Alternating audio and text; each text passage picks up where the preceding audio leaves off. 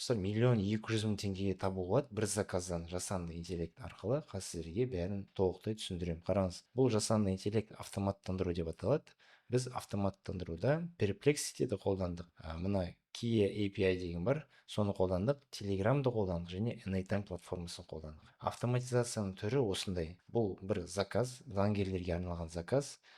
Былай алыстан көрсетейін. Осындай автоматизация. Бұл жартысын жасадық. Қазір сіздерге бәрін подробно айтып кетейін этаптарды.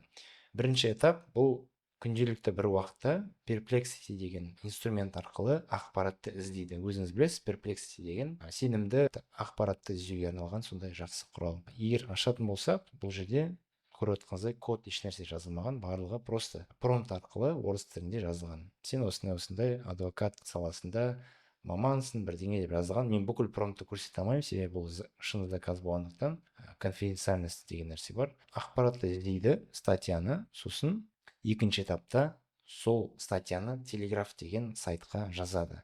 Бұл жерде жасанды интеллект команда береді статьяға текст дайында деген. Сосын бағанағыдай статья шығарады бағана автомат түрде. Содан кейін бағанағы статьяға, Телеграмға, каналға шығару үшін фото дайындайды. Фотоны бағанағы Kia API деген сондай платформа бар, сол арқылы жасайды. Бағанағы біздің мәтінге сәйкес қалып. Сосын жасап болғаннан кейін оны Telegram каналға автомат түрде салады. Осындай автоматизация заңгерлерге жасадық. Енді сізге не үшін көрсетіп жатырмын? Реально жасанды интеллект арқылы реально ақша табуға болады. Көріп отырғаныңыздай шын заказ. Алдыңғы видеоларда да шын заказдарды көрсетіп келе жатырмын. Anytime платформасы арқылы жасалған барлығы.